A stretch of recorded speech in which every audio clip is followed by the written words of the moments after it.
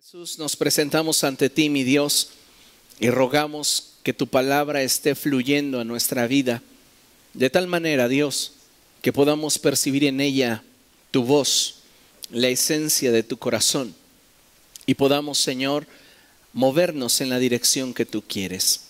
Yo te ruego, Padre, en el nombre de Jesús, que tú estés hablando no solamente al nivel de nuestra razón, sino más allá, que tu palabra como una espada penetre a lo más profundo de nuestro ser. También te ruego, Señor, que nuestro corazón sea comparable a esa tierra fértil, que una vez que la semilla es sembrada, produce fruto, al 30, al 60 y al 100 por uno. Danos un corazón para ti, Señor. En el nombre de Jesús. Amén. Amén. Gracias. ¿Puede tomar su lugar, por favor? Esta mañana tenemos un tema que es muy importante, pero que sobre todo es trascendente para el desarrollo de nuestra vida cristiana. Y lo he titulado, Dios, no te detengas. Diga conmigo, Dios, no te detengas. Una vez más, Dios, no te detengas. Dígalo con convicción, Dios, no te detengas.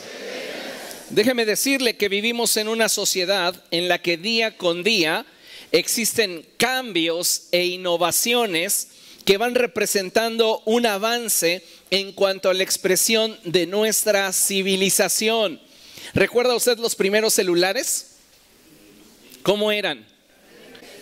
Enormes, ¿verdad? ¿Y qué tal pesaban?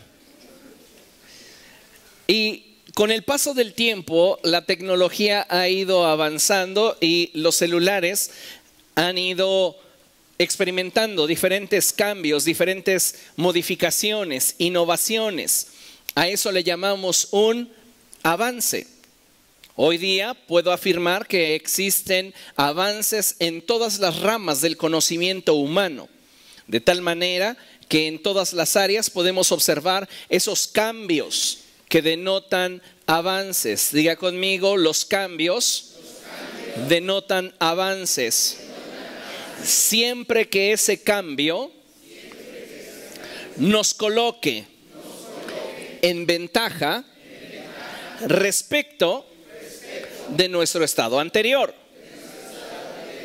No todo cambio implica un avance, porque hay cambios que nos van a colocar en desventaja respecto de nuestra posición anterior. Pero cuando un cambio nos coloca en una posición de ventaja respecto de la posición anterior, podemos decir entonces que ese cambio sí representa un avance.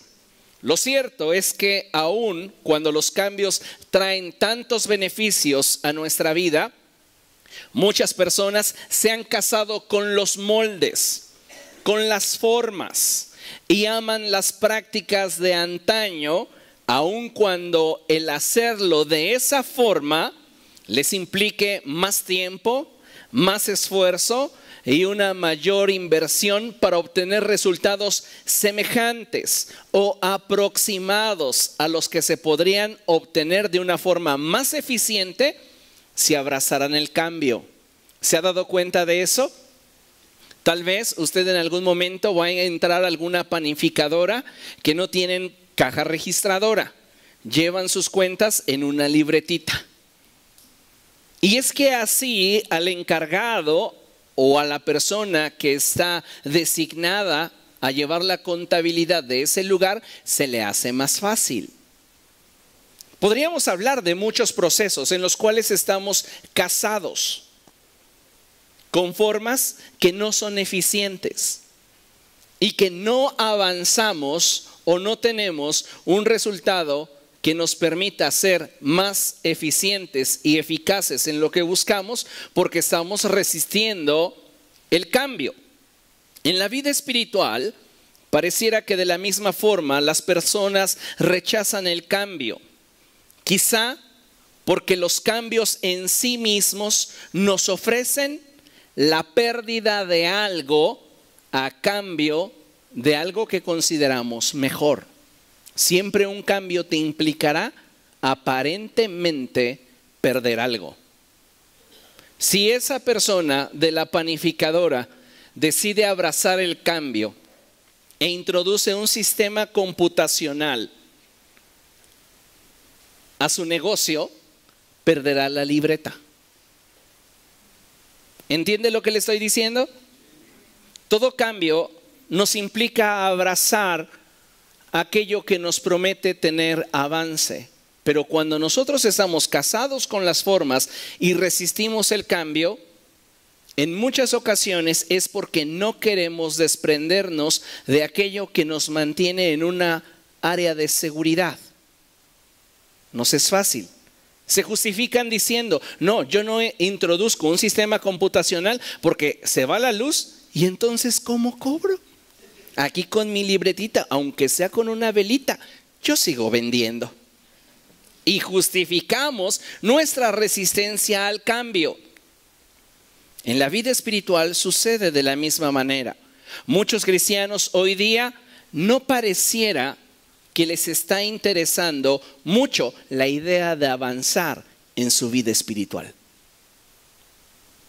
No tienen ese fervor o ese deseo por abrazar un cambio en sus vidas que les permita experimentar lo nuevo que Dios tiene para ellos, porque están acostumbrados a una forma, a un molde.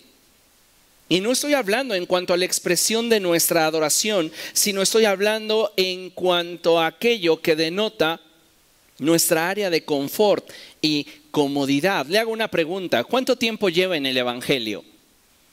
Si usted lleva más de 2 semanas en Cristo, usted ya debería de tener raíces que le mantengan firme ante la adversidad. ¿Cuánto has avanzado en este tiempo que llevas en Cristo? ¿Qué cambios han habido en tu vida? A veces experimentamos los cambios iniciales. No, pastor, es que si usted me hubiera conocido antes, yo era chismoso, borracho y mentiroso. Hoy ya no soy borracho. Qué gran cambio, pero no hay más avances, porque un mayor cambio implicaría mayores pérdidas, y lo pongo entre comillas. Entonces, no estamos dispuestos a innovar en nuestra vida espiritual por temor a salir de nuestra área de seguridad y de alguna forma exponernos a todo lo que Dios quiere que seamos. Porque, ¿sabes? Dios tiene un plan acerca de ti y es mucho más grande que el que tú tienes acerca de ti mismo. El punto es que a muchos de nosotros ese plan nos espanta. Y la realidad es que mientras más te espante, más certero es. Porque en ello te das cuenta que necesitarías depender completamente de Dios para que se lleve a cabo en tu vida. Es como poner tu estabilidad en las manos de alguien más y esperar. Y es lo que a muchos de nosotros no nos gusta, y por eso nos mantenemos dentro de nuestra área de confort, donde nosotros tenemos el control. En cuanto a la vida espiritual, para muchas personas, añadir formas de conducta y rutinas piadosas a su vida les representa ya un cambio espiritual. Fíjese lo que le dije, hay personas que piensan que porque añaden conductas y rutinas piadosas a su vida, esto les representa ya un cambio espiritual, cuando deberíamos entender, escuche, que un cambio espiritual es notorio en el exterior hasta que éste es carne en el interior. Si usted solamente está mostrando cambios externos que podrían ejemplificarse con conductas adquiridas, con actividades añadidas, pero no hay una trascendencia que llegue hasta el fondo de su corazón, hablamos simplemente de una apariencia, no de un cambio en el corazón. Cuando hablamos de cambios que pueden identificar nuestro avance en nuestro andar con Dios, Es importante que entendamos que no nos enfocamos en una naturaleza reprimida. ¿Por qué? Porque una naturaleza reprimida no es sinónimo de avance. Usted puede decir, ya dejé de fumarme mi cigarrillo matutino, pero usted simplemente se está reprimiendo. Lo que usted necesita es que Dios realice el cambio en su vida. Dios no quiere un grupo de seguidores reprimidos. Dios quiere un grupo de discípulos que lo que hacen, lo hacen con convicción, libertad y amor. Entonces ya no practico lo malo por causa del castigo, sino que he dejado de practicarlo por convicción, por amor y porque soy libre.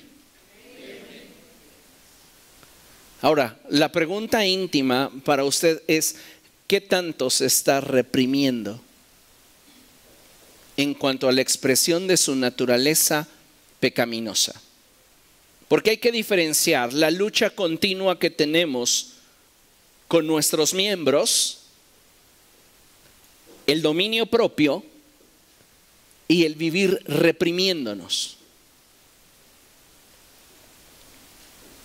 El dominio propio actúa en automático cuando usted le cede el control de su voluntad a Jesucristo. Pero cuando usted no le ha entregado su voluntad a Cristo, entonces el dominio propio intenta imponer una disciplina sobre la naturaleza pecaminosa y puede en algún momento someterla, pero no la va a lograr conquistar. Entonces, en el momento que usted menos lo espere, esa naturaleza se va a levantar en contra de usted y va a buscar satisfacer sus propios deseos. Es importante que lo tengamos presente, porque Dios no quiere que vivamos reprimiéndonos. Él quiere que nos expongamos a Él para que su voluntad sea plasmada en nosotros de tal forma que el hacer su voluntad nos resulte placentero. ¿Por qué es tan adictivo el pecado? Porque produce placer. Les he dicho en más de una ocasión, si pecar no te produjo placer fue porque no lo supiste hacer. Y esa es una realidad. La naturaleza pecaminosa se entrega a aquello que le provoca placer. ¿Cómo entonces obedecer a Dios se puede convertir en algo placentero que no solamente satisfaga mi naturaleza humana, sino también mi naturaleza espiritual? Pongamos un ejemplo. En el Salmo 40, verso 8, el salmista expresa lo siguiente, y él dice: me agrada, Dios mío, hacer tu voluntad. Me agrada, Dios mío, el hacer tu voluntad. En términos simples, David podría decir: Dios, disfruto obedecerte. Cuando vives reprimiendo tu naturaleza pecaminosa, puede ser que practiques la obediencia, pero no alcanzarás en ello plenitud. Porque siempre habrá una lucha que te haga sentir incapaz de hacer todo lo que Dios quiere. Me encanta cuando Dios le habla a Samuel y le dice: he encontrado a David, hijo de Isaí, y en él he encontrado un hombre conforme a mi corazón. Él hará todo lo que yo quiero. David era un hombre lleno de imperfecciones, era un hombre lleno de debilidades, pero algo que le resultaba a David ventaja es que él no se resistía a los cambios que Dios quisiera hacer en su vida. El no resistir al cambio de Dios a tu vida puede darte la ventaja que te permita seguir avanzando. Me agrada, Dios mío, hacer tu voluntad. Tu ley la llevo dentro de mí, porque tu palabra habita en mi interior. Es que mi forma de pensar, mi forma de sentir, mi forma de vivir ha tenido un giro total, de tal modo que encuentro placer en obedecerte. ¿Se imagina usted diciendo, es que disfruto orar? Me invitaron a aventarme unas chelas, pero prefiero quedarme en mi casa a leer la Biblia. ¿Usted? ¿En serio? Piense, ¿cómo es que el corazón de un hombre que es malo por naturaleza, que según la Escritura siempre se inclinará a hacer lo malo, y que por naturaleza no es capaz de someterse a la voluntad de Dios, llega a experimentar deleite en obedecerle? ¿Cómo sucede eso? ¿Cómo pasa? La respuesta más sencilla que viene a mi mente es que Dios obró un cambio en la vida de esa persona. Ahora, escuche esto con mucha atención. Los cambios que Dios quiere en nuestra vida son realizados por Dios. ¿Cuántos dicen amén? Amén. Los cambios que Dios quiere en nuestra vida son realizados por Dios, pero son provocados por nosotros mismos. Los cambios que Dios quiere hacer en tu vida, los hará Él. No los puedes hacer tú. Pero tienes que provocar el que Dios los haga. ¿Cómo? Estando a disposición de Él. Estando en exposición a su naturaleza. En la forma en la que expreses a Dios la necesidad que tienes de Él, también en esa forma tendrá su atención. Y no porque Dios no pueda escucharte o ignore lo que deseas, pero Dios siempre priorizará su obra en corazones hambrientos y sedientos de Él. Si tú no muestras hambre ni sed por la presencia de Dios, los cambios que Dios desea realizar en tu vida estarán esperando que tú quieras que sean, para que puedan ser obrados. No olvidemos que Dios nos ha dado soberanía. Y si nosotros no buscamos que su obra se lleve a cabo en nuestra vida, por más que Dios quiera, no pasarán. Por eso es tan importante que nosotros busquemos la presencia de Dios, mostrando en ello hambre y sed. ¿Alguno de ustedes fue conquistado por indiferencia? Es que me encanta cómo me deja en visto.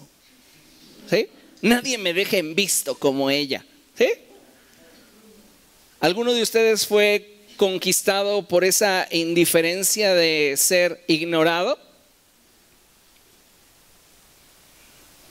Si así fue, se encaprichó, no se enamoró. Pero lo cierto es que no. Si nosotros no buscamos a Dios para que Él obre los cambios que Él quiere llevar a cabo en nuestra vida, podemos pasar décadas dentro del Evangelio y no ver avances en nuestra vida.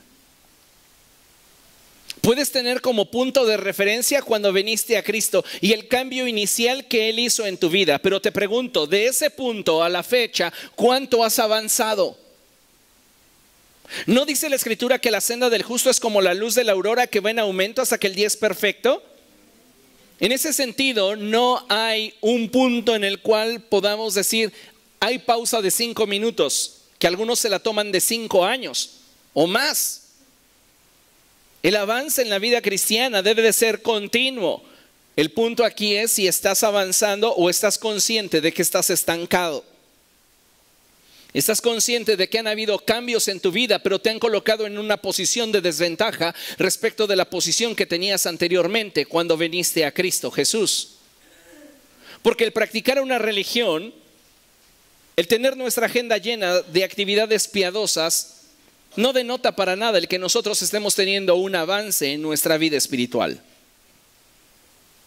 Así que puedo decir que para participar activamente de los cambios que Dios quiere provocar en nosotros, es necesario disponernos a caminar con Él. Debes de disponerte a caminar con Dios. Mire, acompáñeme a Mateo capítulo 26. Me encanta esta porción. Sí, sé que siempre que vamos a buscar un texto digo, me encanta. Mateo 26, ¿lo tiene? A partir del verso 69 en adelante, cuando lo tenga, glorifique al Señor. Si tiene a alguien a su lado que no trajo Biblia, por favor, apóyele. Mateo capítulo 26, verso 69. Amén. Dice la escritura así. Mientras tanto, Pedro estaba sentado afuera en el patio y una criada se le acercó. Tú también estabas con Jesús de Galilea, le dijo. Pero él lo negó delante de todos diciendo, no sé de qué estás hablando. Luego salió a la puerta donde otra criada lo vio y dijo a los que estaban allí, él estaba con Jesús de Nazaret. Él lo volvió a negar jurándoles a ese hombre, ni lo conozco. Poco después se acercaron a Pedro los que estaban allí y le dijeron, seguro que eres uno de ellos, se te nota por tu acento. Y comenzó a echarse maldiciones y les juró a ese hombre, ni lo conozco. En ese instante cantó un gallo. Note algo muy interesante que podemos observar en estos pasajes. Y es que durante los 3 años que Pedro estuvo con Jesús, la vida de Pedro fue afectada por Cristo. No hay persona alguna que esté expuesta a la presencia de Dios y que no comience a notar cambios en su vida. Porque ciertamente Dios te recibe como estés. En la condición en la que llegues, dice la palabra de Dios que nadie que a Él venga, Él le echará fuera. Pero Dios no te va a dejar en la condición en la cual a Él llegaste. Él va a buscar llevarte a nuevos niveles en los cuales los cambios en tu vida sean evidentes. Y aquí me llama la atención que hay 3 cambios en Pedro que son visibles a la gente que en torno a él está. El primer cambio lo notan por su presencia. La presencia de Pedro lo hace verse diferente a los demás. Recuerden, ¿dónde estaba Pedro cuando Jesús lo llamó? Era un pescador.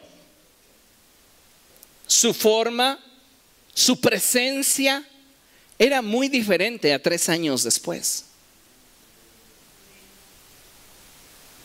Ese hombre, aún cuando en el libro de Hechos, cuando el Espíritu Santo desciende, la gente en derredor se expresa de que los discípulos que están hablando en otras lenguas son gente de vulgo,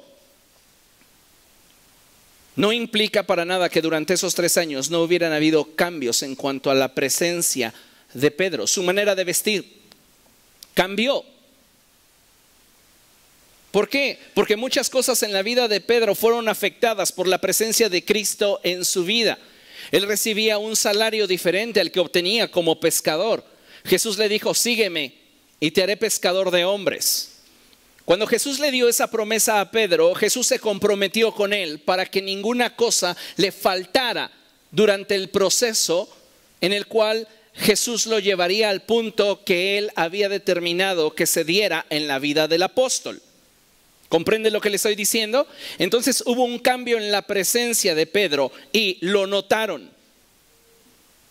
Tú seguramente eres un discípulo de Jesús, se te ve. Y él dijo, no, estás equivocada. En el siguiente verso dice que él salió a la puerta. Él caminó y la gente lo observó en su forma de caminar, en su esencia, en la forma en la cual este hombre proyectaba su vida. Era diferente a lo que la gente en promedio mostraba. Y eso trajo convicción a la otra criada de que ese hombre conocía a Jesús. Y él lo volvió a negar y dijo, no lo conozco. Finalmente, la forma en la cual él expresaba su vida le denotaba que había estado con Jesús, porque le dijeron, seguro tú eres uno de ellos, se te nota en la forma en la cual hablas.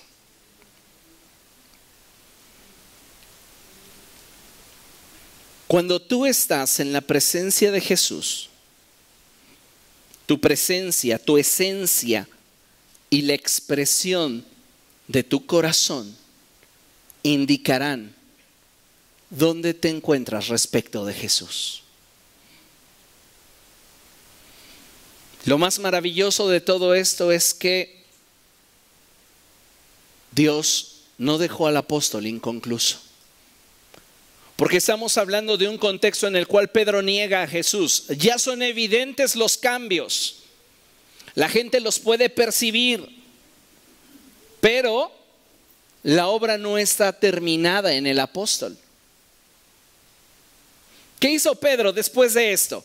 Dice la escritura que una vez que él echó maldiciones sobre de sí, dijo, yo no conozco a ese hombre. En ese instante cantó un gallo.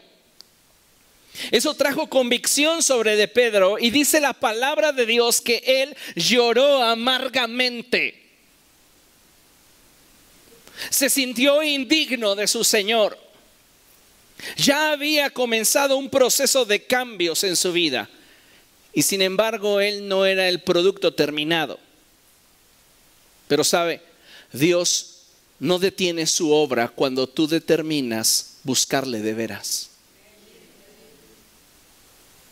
El apóstol, en ese momento, cuando el gallo cantó y las palabras de Jesús vinieron a su mente, porque la noche anterior Jesús les dijo que el Hijo del Hombre iba a ser traicionado. Y Pedro dijo, si es necesario, yo moriré contigo. Y Jesús lo miró y le dijo, Pedro, de cierto te digo que antes de que el gallo cante, tú me habrás negado 3 veces. Cuando el gallo cantó, él recordó lo que Jesús le había dicho y su corazón se fracturó, se rompió. Aparentemente el proceso en su vida ya no podía continuar porque su incapacidad, sus carencias, sus debilidades, sus pecados le sentenciaban a que el proceso no podía seguir. Pero Pedro amaba a Jesús, pero tenía un corazón fracturado. Jesús fue sepultado conforme a las Escrituras y el tercer día se levantó de entre los muertos. ¡Aleluya! Ahora hay algo bien interesante. Cuando Jesús resucita, se aparece a los discípulos y a Pedro y restituye a Pedro y le dice el Señor, no he terminado mi proceso contigo. ¿Me amas realmente? Sí, Señor, te quiero. ¿Me amas de verdad? Sí, Señor, te quiero. ¿Me amas en serio como para confiar en ti? Y él dijo, Señor, ya no puedo decir nada que pueda justificar mi actuar o mi hacer, pero tú conoces mi corazón y sabes lo que hay en él. Pasaron los años y la historia nos narra que Pedro llegó a Roma. Y antes de crucificarlo, le dieron la opción de negar a su Señor para salvar su vida. Y él, siendo ya el producto terminado, dijo no. La oración de todos nosotros debería ser cada día: Dios, no te detengas en tu obra de transformación en mí. No te detengas. Tal vez has pecado, tal vez has fallado, tal vez has cometido muchos errores, pero necesitas venir a Él para que los cambios que necesitas, Él los lleve a cabo. Necesitas acercarte a Él. Dios no deja su obra inconclusa si tú le buscas de todo corazón. Mira lo que dice su palabra, Génesis 28:15, acompáñeme ahí. Debes de tener certeza sobre la fidelidad de Dios. La Escritura dice que aun cuando nosotros seamos infieles, Él permanece fiel para siempre, porque Él no puede negarse a sí mismo. Y eso es maravilloso. Saber que Dios es fiel a pesar de mis carencias. Dios es fiel a pesar de mis dificultades, a pesar de mis debilidades. Dios es fiel. ¿Lo tiene? Génesis 28:15, y dice la Escritura: yo estoy contigo. Fíjese qué hermoso. Dios te dice esta mañana: yo estoy contigo. Pero Dios, he fallado tanto, me siento tan miserable, mi corazón está fracturado, te he negado más de una vez, he tropezado muchas veces, siento mi corazón que se ha endurecido, me siento espiritualmente frío. Y Dios te responde y Él te dice: bástate mi gracia, porque mi poder se perfecciona en tu debilidad. Me encanta esta porción en la cual Dios dice: yo estoy contigo. Y sigamos leyendo: te protegeré por donde quiera que vayas y te traeré de vuelta a esta tierra. Lea conmigo, 1, 2, 3. No te abandonaré hasta cumplir con todo lo que te he prometido. Ese es el Dios al que servimos. Ese es el Dios al que yo sirvo. Ese es el Dios que tú amas. Ese es el Dios sobrenatural que está con nosotros. Algunas veces llegamos a sentir que porque nos hemos apartado de Dios, todo lo que Él había llevado a cabo en nuestra vida se perdió. Pero ¿sabe una cosa? Cuando usted le busca de todo corazón, Él se deja encontrar y el proceso comienza donde usted lo dejó. Porque lo que Dios hace, lo hace bien. Porque Dios no deja ninguna obra inconclusa cuando usted se dispone a ser transformado por Él, cambiado por Él. Existe una gran cantidad de cristianos que experimentan cambios fugaces en su vida. Estos cristianos que experimentan solo cambios de fin de semana, cambios domingueros. ¿Y sabe por qué es así? Porque no han tomado en serio a quien provoca los cambios. Puedo emocionarte en esta conferencia de tal forma que tú salgas con un pensamiento que te permite experimentar con algo que no has experimentado por algunos minutos o tal vez por unas horas. Pero esa emoción el día de mañana se va a disipar y se va a perder.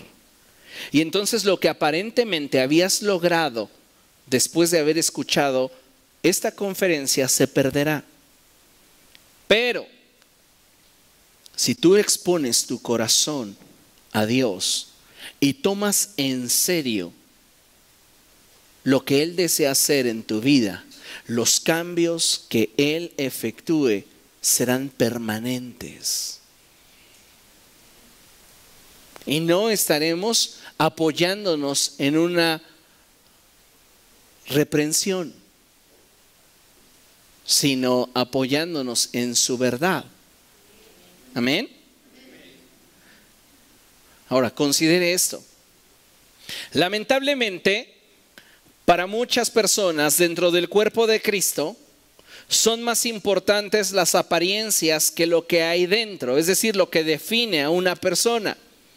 De ahí que muchos aprecien más lo que se ve que lo que se es.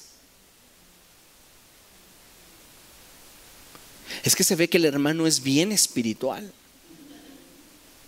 pero ¿lo es?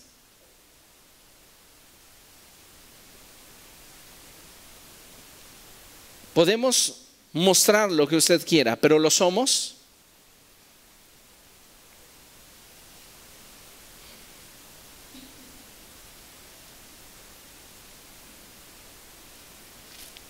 Lo cierto, amados hermanos, es que mientras que nuestros aparentes cambios sean expresiones de fin de semana, apoyados por un ambiente piadoso, y no sean cambios permanentes que se afirmen en convicciones, no tendremos un avance real.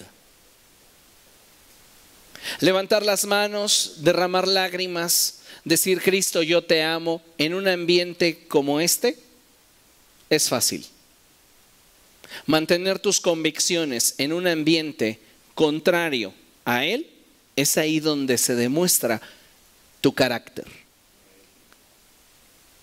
Por este motivo es que necesitamos día con día insistirle a Dios que necesitamos que Él nos cambie y produzca en nosotros lo que Él desea. Dígale a la persona que tiene a su lado, insístele a Dios. De verdad, te hace falta. Insístele a Dios. ¿Cuántos de ustedes tienen por hábito pedirle a Dios todos los días, cámbiame? ¿Pero se deja usted cambiar?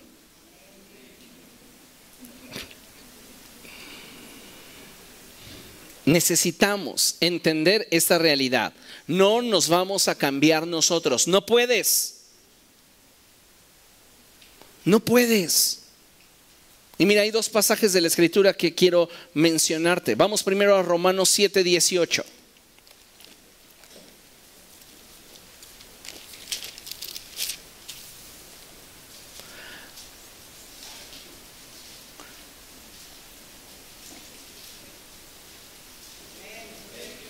¿Lo tiene? Dice la Escritura así, Romanos capítulo 7, verso 18, dice así: yo sé que en mí, es decir, en mi naturaleza pecaminosa, nada bueno habita. Escuche, aunque deseo hacer lo bueno, no soy capaz de hacerlo. ¿Cuántos de ustedes han sentido esa lucha? Y no me voy a referir a pecados, simplemente a disciplinas. Desean ponerse a dieta, pero no pueden hacerlo. Algunos de ustedes ya se rindieron y dijeron, en enero sí, en enero sí. Porque ya estamos pensando en Navidad, las comidas del trabajo, el cumpleaños del pastor. ¿Va? Ya nos estamos preparando para movernos de posición y en lugar de avanzar, llegar a una Navidad más delgados, no, llegamos a una Navidad con retroceso. Hubo un avance, pero en el hoyo del cinturón. Necesitamos entender que nuestra naturaleza pecaminosa está vendida a lo malo. Y el apóstol nos deja en claro el hecho de que aunque tú sabes racionalmente emocionalmente lo deseas, no puedes. No puedes. Dice el apóstol en el verso 18, yo sé que en mí, es decir, en mi naturaleza pecaminosa, nada bueno habita. Aunque deseo hacer lo bueno, no soy capaz de hacerlo. De hecho, no hago el bien que quiero, sino el mal que no quiero. ¡Sas! Veamos otra porción, Filipenses 2:13. ¿Cuál es la solución a esto? La escritura misma nos lo da, Filipenses 2:13. Filipenses 2:13. ¿Lo tiene? ¿Lo tiene? A la cuenta de 3, 1, 2, 3. Pues Dios es quien produce en ustedes tanto el querer como el hacer para que se cumpla su buena voluntad. ¿Quién lo hace? Dios. Lo único que necesito es disponerme, exponerme para que Él lo haga. No existe cambio permanente en nuestra vida a nivel espiritual que no haya previamente sido motivado por Dios, dirigido por Dios y consumado por Dios. De hecho, me encanta cuando la escritura dice que después de que Jesús dijo consumado es, el velo del templo se rasgó en dos, de arriba a abajo. Esa expresión de arriba a abajo te habla de la iniciativa de Dios por provocar un cambio en nuestra vida. Si de repente hay un hábito en ti que al practicarlo ya no lo disfrutas con la libertad que antes lo hacías, porque hay una conciencia de pecado en ti, es porque Dios ya está poniendo en ti el querer. Y solo tienes que soltarte a Él para que Él ponga en ti el hacer y experimente su buena voluntad. Mira qué fácil. Pero la nueva naturaleza es como un gato cuando lo invitas a bañarse. No quiere. Y te va a arañar. Y se va a defender. Y va a decir, ¿por qué de pronto acá ya no quieres faltar a la iglesia? ¿Por qué de pronto acá ya quieres orar? Me extraña de ti, mirándote al espejo. Me extraña de ti. No existe cambio permanente en tu vida que no haya sido originado por Dios, dirigido por Él y consumado por Él. Y tenemos que vernos como ese barro en las manos del alfarero. Jeremías capítulo 18, vamos allá. En Jeremías 18, la escritura nos habla acerca de la parábola del alfarero.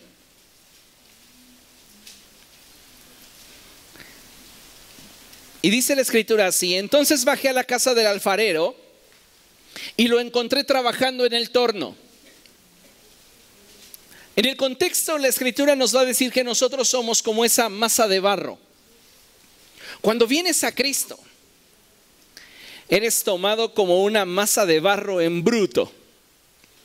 Algunos más que otros, pero puestos en el torno. ¿Comprende lo que le estoy diciendo? El punto aquí es que desde el momento en el que venimos a Cristo, Él comenzó a obrar en nuestra vida. Porque Dios desea cambios permanentes en nuestra vida. Y dice la palabra de Dios, lo encontré trabajando en el torno, pero la vasija que estaba modelando se le deshizo en las manos. Eso es muy trágico, porque si nosotros somos ese barro, va a haber ocasiones en las cuales cuando la obra de Dios pareciera que está avanzando y está progresando en nuestro hombre espiritual, algo sucede que hace que todo se venga abajo. ¿Le ha pasado alguna vez? ¿Ha sentido eso en algún momento de su vida? Parece que ya voy avanzando. Ahora sí, me le estoy creyendo. Como que me estoy volviendo un cristiano de veras. Y de repente, ¡pum!, allá va al suelo. Yo sé, no había cambiado. Soy el mismo de siempre. No es el mismo aunque a usted le parezca. Porque el Espíritu de Dios, si usted fue sincero al entregarle su vida a Jesús, el Espíritu de Dios está en usted. Aún le falta alcanzar la perfección, sí. Lo importante aquí es que usted le permita a Dios obrar esos cambios. ¿Cuántos dicen quiero? ¿Cuántos desean que así sea? ¿Cuántos lo anhelan? ¿Cuántos se dispondrán? ¿Cuántos se expondrán? Porque todos quieren ser talla 30. Pero no todos se disponen, no todos se exponen, no todos están dispuestos. Hay un alto costo. Y ser conforme al corazón de Dios implica querer.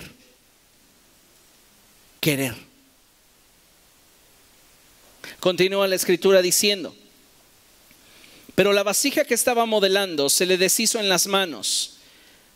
Así que volvió a hacer otra vasija hasta que le pareció que le había quedado bien. Oiga, se le deshace el barro y no desecha ese barro. Y ese se deshizo, no sirve. Toma esa bola de barro y la tira. No.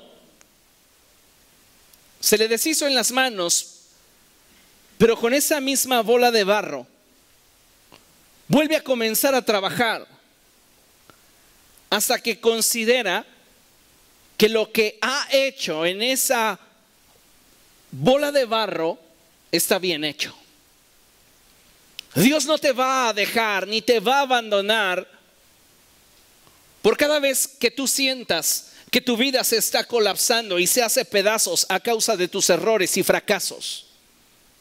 Si tú te dispones y te expones a Él, Él volverá a tomar tu vida con todos los errores y fracasos que has añadido en los últimos días, en los últimos meses, en los últimos años, y Él va a continuar obrando en ti. Porque la obra que Dios ha comenzado en nosotros la va a perfeccionar y seguirá avanzando en ella mientras que nosotros estemos ahí para ser trabajados. Por eso es tan importante que nosotros nos congreguemos y nos acerquemos a escuchar la palabra de Dios, porque es la palabra de Dios la que nos transforma. La clave de toda transformación espiritual radica en permanecer en la presencia de Dios, ya que Él transforma todo cuanto toca.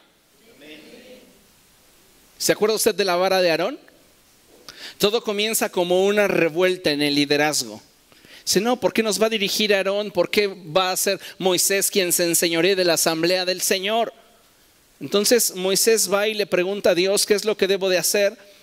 Y Moisés le dice, dile a todos los príncipes de las 12 tribus que cada uno de ellos, de acuerdo a su familia patriarcal, presente delante de mí una rama. Y la rama que reverdezca y yo haga florecer, esa será la de mi escogido. Se colocaron las ramas en la presencia del Señor y la rama que reverdeció y floreció fue la vara de Aarón. Eso puede pasar con tu vida. Si con una actitud correcta tú te expones a la presencia de Dios y le permites a Dios hacer cambios en tu vida. Tal vez en este momento tú te ves como esa bola de barro que de pronto ha sido una y otra vez rota y deshecha en las manos del alfarero. Pero Dios es un Dios de oportunidades. Dios es un Dios de misericordia. Dios es un Dios que ha mostrado paciencia para con nosotros. Así que estamos teniendo un tiempo de oportunidad, amada iglesia, para que nuestra vida sea transformada por Él. Amén. Ahora debemos de considerar lo siguiente: no habrán cambios reales en nosotros a no ser que Dios haga 4 cosas en nuestra vida. Y la primera de estas es que cambie nuestra forma de pensar. La segunda es que cambie nuestra forma de sentir. La tercera es que cambie nuestra forma de ver. Y la cuarta es que despierte nuestro espíritu a Él. Debemos de considerar que al hablar de cambios no solo apuntamos a añadir deseos piadosos a nuestra vida. Apuntamos a menguar y participar activamente del quebrantamiento que Dios produce en nosotros, al punto que los cambios se traduzcan en una transformación. Un cambio no es sinónimo de transformación. La transformación se da al acumular tantos cambios en una sustancia, en una materia, en lo que usted quiera, que lo hacen completamente diferente a lo que fue en un inicio. Y Dios no tiene como primera meta el que seamos simplemente cambiados. Su primera meta en nosotros es que seamos transformados. Pero eso sucede un cambio a la vez. Ya ve, pastor, paso a pasito, ahí la llevo. No, si ese cambio es debido a tu reprensión, pues sí, será uno cada 6 meses, uno cada año. Pero si es Dios, serán casi en automático y bien acelerados, porque Dios trabaja rápido. Diga conmigo, Dios trabaja rápido. Todo lo que vemos lo hizo en 12 días. No, oiga, ¿cómo? Dese cuenta, trabaja rápido. Y dijo Dios, sea la luz, y fue la luz. Pero ¿qué hay detrás de esa expresión?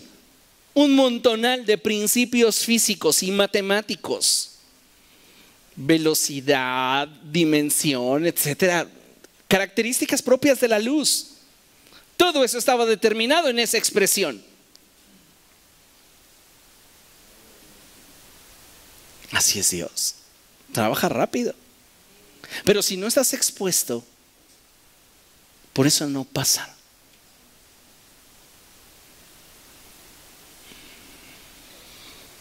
Entonces, la finalidad es ser transformados, ¿ok? Pero los cambios no surtirán efecto en nuestra vida de forma permanente si Dios primero no cambia nuestra forma de pensar. Efesios 4:23 dice lo siguiente, vaya allá.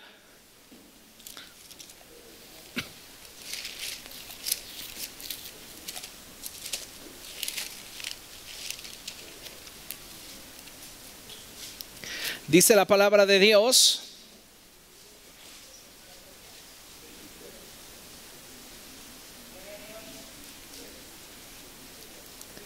dice la Escritura que debemos ser renovados en la actitud de nuestra mente. Debes de permitirle a Dios gobernar tus pensamientos.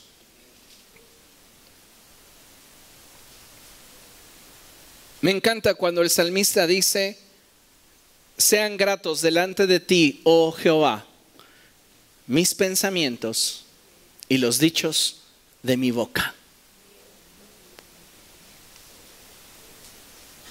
Si nuestros pensamientos no son llevados cautivos a la obediencia a Cristo Jesús, difícilmente vamos a tener dominio sobre nuestra naturaleza pecaminosa. Debes tener dominio sobre tus pensamientos, pero para tener dominio sobre ellos no necesitas reprimirte, necesitas cederle el control, el gobierno a Dios. ¿Para qué? Para que tengas la mente de Cristo. Amén. La segunda cosa que va a impactar o afirmar el cambio permanente en nuestra vida es que Dios cambie nuestra forma de sentir, que Dios cambie nuestro corazón. En otras palabras, la Escritura dice: yo quitaré de en medio de ustedes el corazón de piedra que ahora tienen y pondré un corazón de carne. No dice quítenselo y pónganselo. Ahí está. Dice: yo quitaré de en medio de ustedes el corazón de piedra y les daré un corazón de carne. Me encanta esa porción de la escritura. Acompáñenme a 1 Samuel 10:9.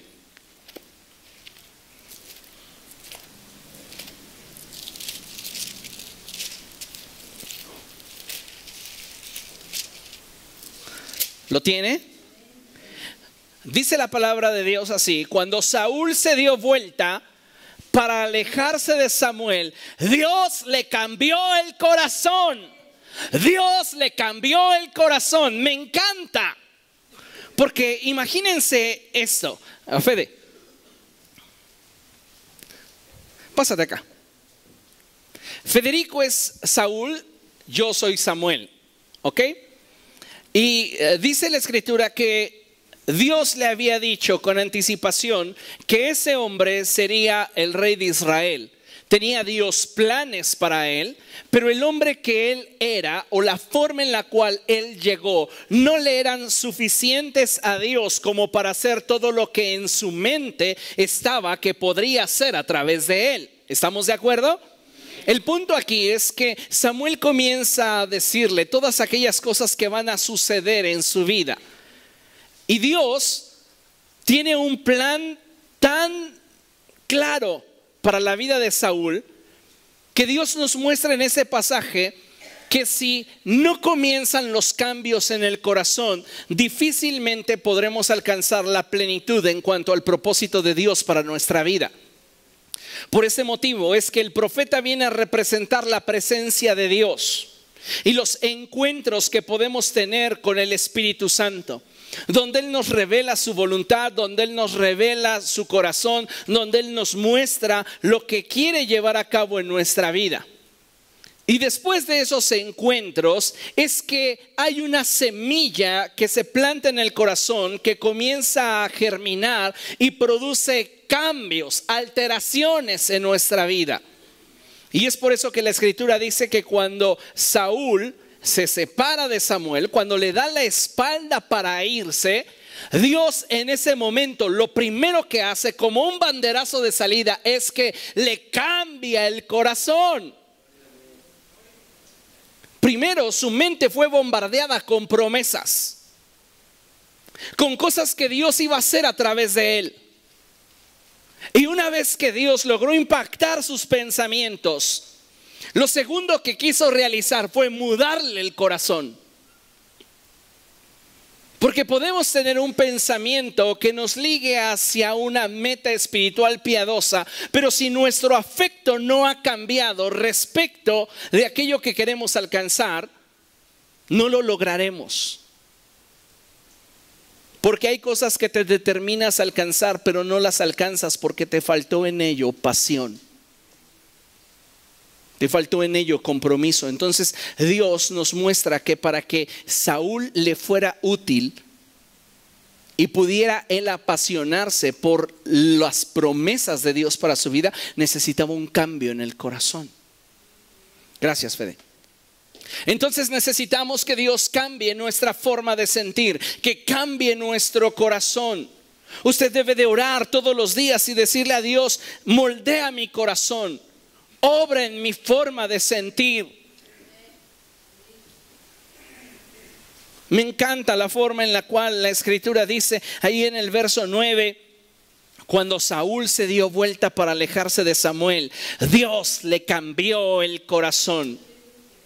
Dios le cambió el corazón. Necesitamos esa clase de encuentros, iglesia. Esos encuentros con Dios que cambien nuestro corazón. Entonces, ya la copa o el cigarro, la droga o el pecado ya no serán tan atractivos para ti porque cambió tu afecto. Ya no te estás reprimiendo.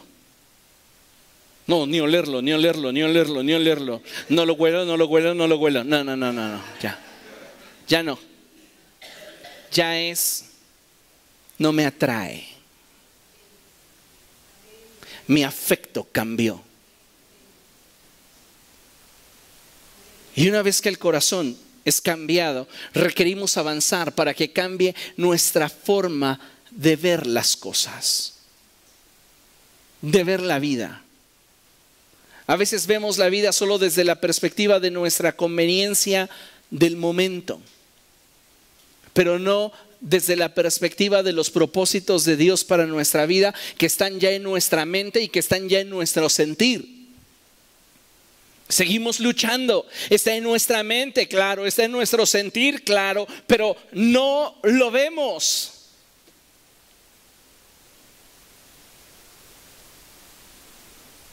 Y es ahí donde tú necesitas que Dios cambie tu forma de ver las cosas. Lucas 11:34.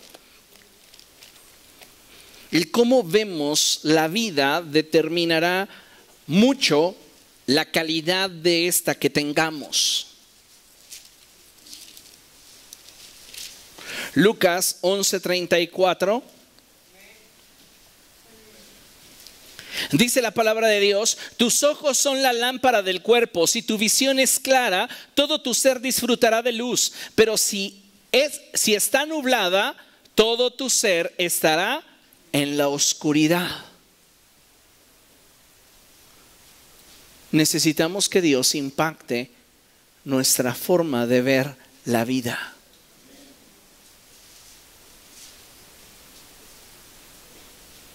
¿Qué pasó después de que Saulo tuvo un encuentro con Jesús? Quedó ciego. Y cuando Ananías fue a orar por él, cayeron como escamas de sus ojos. Es lo que necesitamos para ver con claridad. A veces nuestras fallas, nuestros errores pasan desapercibidos porque tenemos una gran venda sobre nuestros ojos. Y necesitamos que Dios vaya retirándola. Que Dios la vaya quitando, no para ver la vida de los demás, para ver nuestra propia vida, para darnos cuenta en qué punto nos encontramos y a dónde queremos ir.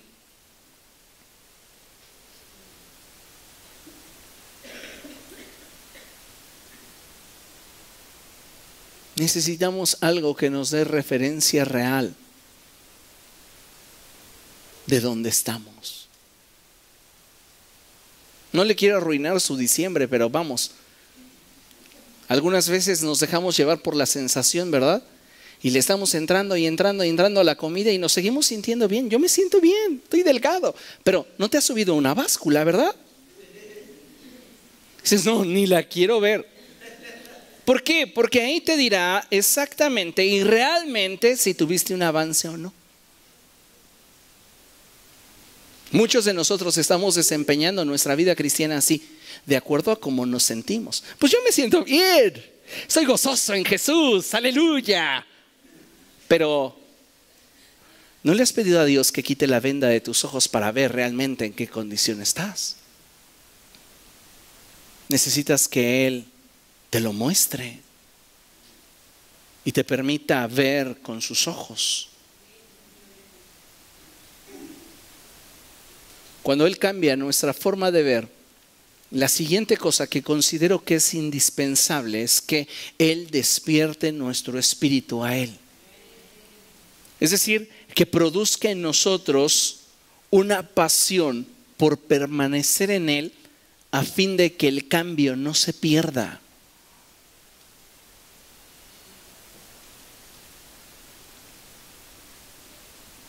Romanos 13:11. Quédese con eso, que el cambio en su vida no se pierda.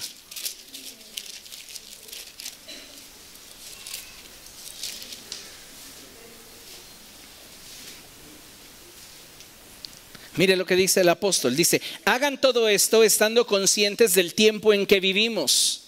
Ya es hora de que se despierten del sueño. Dile al que tienes a tu lado, ya es hora. Ya es hora.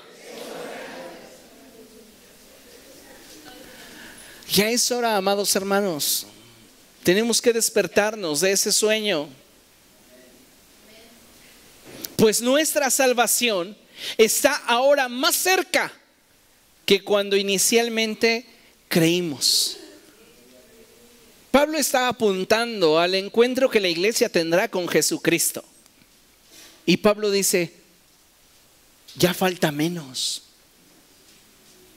¿Está consciente de eso?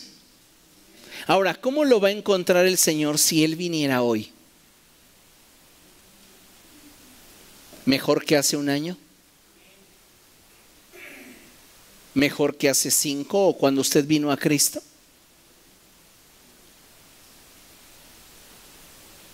Que así sea.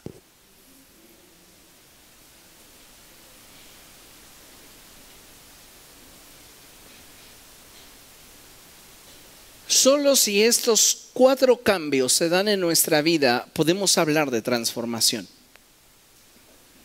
Y cuando hablo de transformación, la transformación que todos necesitamos, no hablo del hacer, sino debemos enfocarnos en el ser. Por eso, considere lo siguiente: cuando busques que Dios sea glorificado, antes de esforzarte en el hacer, debes procurar ser. Porque tales adoradores son. Jesús no dijo, viene la hora y ha llegado ya, en la que en las iglesias que me aman cantarán rolas de Hillsong y de Conquistando Fronteras. No se enfocó en el hacer, se enfocó en el ser. Si yo busco que Dios sea glorificado en algo, lo primero que debo de examinar es mi corazón. ¿Cómo está mi corazón delante de Dios? Y si mi corazón está bien, entonces mi hacer lo glorificará. Pero si no estoy bien, lo que yo haga no podrá trascender porque no soy. ¿Entiende lo que le estoy diciendo? Por eso debemos insistir día tras día. Dios, no te detengas. No detengas su obra en mí. Dios, no te detengas. Tú eres el barro, Él es el alfarero. Tienes que estar buscando ese cambio en tu vida para que sea finalmente una transformación en nuestra vida. Pero si tú no tomas en serio al Señor, eso que dices desear nunca llegará a tu vida. Pondrás otra pausa de años. Y entonces necesitas buscarle de veras. Buscarle de todo corazón. Y no importa cuántas veces ya te hayas deshecho en sus manos. Debes de saber que Él toma así tu vida y sigue obrando hasta que alcances la meta que Él te prometió. Pero necesitas estar expuesto a Él, acercarte a Él, caminar con Él. Y entonces podrás disfrutar de todo lo que Él determinó traer a tu vida. Amén. Culminamos con esta cita. Filipenses 1:6 dice: y estoy seguro de que Dios, quien comenzó la buena obra en ustedes, la continuará hasta que quede completamente terminada el día que Cristo Jesús vuelva. Estoy seguro de que Dios, qué hermosas palabras, estoy seguro de que Dios, quien comenzó la buena obra en ustedes, no se detendrá. No importa si han pasado meses y has estado fuera de la mesa de trabajo del maestro. Si hoy te dispones, Él partirá del punto donde te quedaste. Porque lo que Él hizo antes, lo hizo bien. Estoy seguro de que Dios, quien comenzó la buena obra en ustedes, la continuará hasta que quede completamente terminada el día que Cristo Jesús vuelva. Me encanta cuando Pablo dice cosas como: no considero yo haberlo alcanzado ya, pero una cosa hago, olvidando todo lo que he fracasado, olvidando todas las veces en las cuales mi vasija se deshizo en las manos de Jesús, me extiendo nuevamente hacia Él, para que Él haga en mí lo que desde el momento en el cual me llamó, determinó que fuera. Dios te llamó con un propósito. Dios te escogió con un destino en Él. No importa dónde te encuentres ahora, tu oración debe de ser siempre: Dios, no detengas su obra en mí. Dios, no detengas su obra en mí. Amén. Póngase de pie y dele al Señor su mejor ofrenda de palmas. Él es digno. Aleluya. Te adoramos, Señor.